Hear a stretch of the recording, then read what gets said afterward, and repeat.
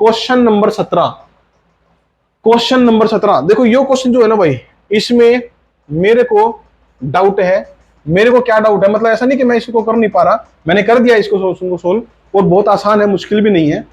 लेकिन मुद्दे की बात ये होगी, मेरे को ऐसा लग रहा है कि क्वेश्चन बुक के अंदर इसका सोल्यूशन गलत है। पर्सनली मेरे को ऐसा लग रहा है बुक के अंदर इसका सोल्यूशन गलत है।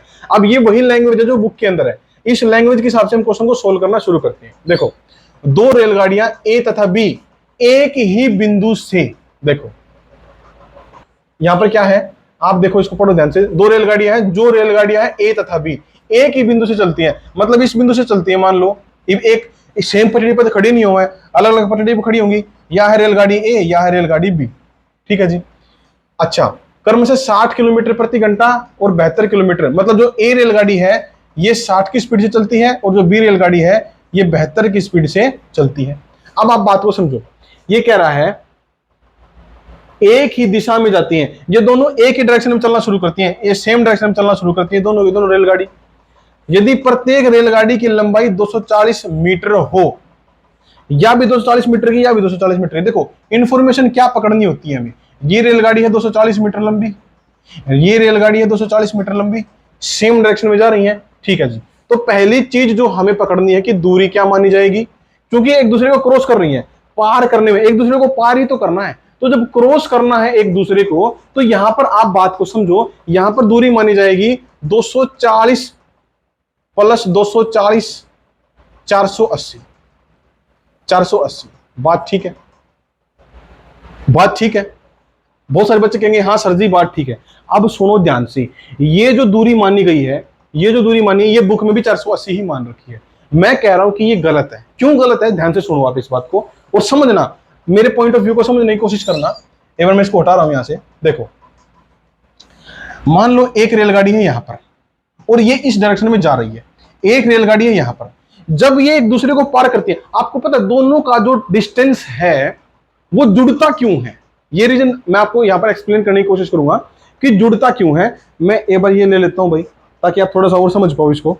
मान लो ये दो रेलगाड़ियां हैं, अब बात समझो, ये थोड़ी धीमे चल रही है, थोड़ी तेज चल रही है।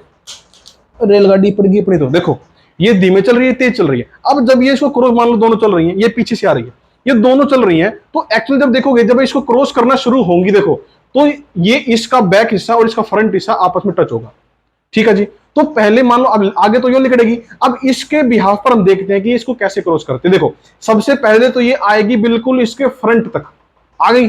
अब जब इनका फ्रंट आपस में मैच हो जाएगा, तब तक क्या होगा, जो धीमे चल रही थी उसकी दूरी क्रॉस हो गई, ठीक है। उसके बाद फिर ये आगे निकलना शुरू होगी, फिर जो तेज चल रही है उसकी दूरी क्रॉस होगी। देखो उसकी दूरी क्रॉस हो रही है, मतलब कहने का ये है, बात को समझो कि जब रेलगाड़ी पीछे से आ रही है, ऐसे पीछे से आ रही है, तो वो दोनों की दूरियां जोड़नी पड़ती हैं, क्योंकि पहले बार में इसकी क्रॉस होगी, दूसरी बार में इसकी क्रॉस होगी, ठीक हो गया।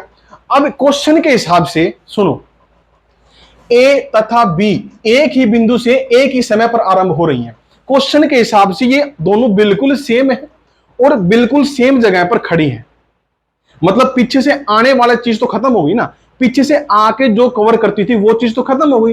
अब वो चीज जब खत्म हो गई, तो अब यहां से जब ये आगे, क्योंकि ये तेज है तो ये पहले आगे बढ़ जाएगी, क्योंकि ये तेज है तो ये पहले आगे बढ़ जाएगी, तो केवल इसकी दूरी ही कवर कर पाएंगे हम, इसकी दूरी कवर नहीं कर पाएंगे। बात को शायद आप समझ पाए होगे, और नहीं समझ पाए हो तो यह बात 2-3 बार और देख लियो, घुमा घुमा कर बात समझ में आओगी कि अगर आगे पीछे है और ये इसको क्रॉस करती है तो इनकी लंबाई जोड़ना जायज है, ठीक बात है।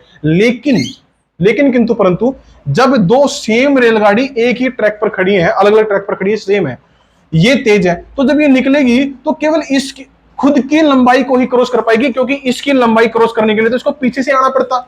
ये बात मैं समझाने की आपको कोशिश कर रहा हूं। अब आप देखोगे सारे बच्चे, यहां पर ये कॉन्सेप्ट हो गया गलत। यहां पर जो दूरी है वो मानी जाएगी केवल 480 मीटर, केवल 480, सॉरी केवल 240 मीटर। ये बात मैं आपको सिखाने की कोशिश कर रहा हूं। अब आप देखो, चूंकि सेम डायरेक्शन में जा रहे हैं तो गति क्या होगी, रिलेटिव स्पीड क्या होगी, सेम डायरेक्शन में जाएंगे तो गति घट जाएगी, मतलब एक की 60 एक की 72 घटा दो, कितनी आई 12, तो 12 किलोमीटर प्रति घंटा। समय आपसे पूछा है, समय के लिए क्या निकलेगा फॉर्मूला, दूरी बटे गति, दूरी बटे चाल, 240 बटे में चाल कितनी 12, और क्योंकि किलोमीटर प्रति घंटा ये मीटर में है, आंसर निकालना है सेकंड में, तो आप देखोगे कि इसको हमें 5 बटे 18 से गुणा करना होगा, 18 आ जाएगा ऊपर। ठीक है जी, आप देखोगे ये कटेगा 2 पे, ये 0 पे, 5 चौका 20 और 18 चौक 72, तो 72 सेकंड आ गए। अब 72 सेकंड आ गए, ऑप्शन देखोगे तो मिनट में है, 72 सेकंड का मतलब है 60 सेकंड प्लस 12 सेकंड। ये क्यों किया सर जी, क्योंकि मिनट बनानी पड़ेगी, और मिनट बनाने के लिए आपको 60 का मल्टीपल चाहिए, क्योंकि 60 सेकंड का मतलब है 1 मिनट और 12 सेकंड। तो 1 मिनट और 12 सेकंड, 1 मिनट और 12 सेकंड जो है ये होगा आपका राइट आंसर। क्वेश्चन में जो बुक में दिया है वो दिया 2 मिनट और 24 सेकंड, जो कि मेरे हिसाब से गलत है। बाकी आप बताना कमेंट करके कि जो मैं सोच रहा हूं क्या वो सही है या गलत है, एक्चुअल में बताना, ठीक है।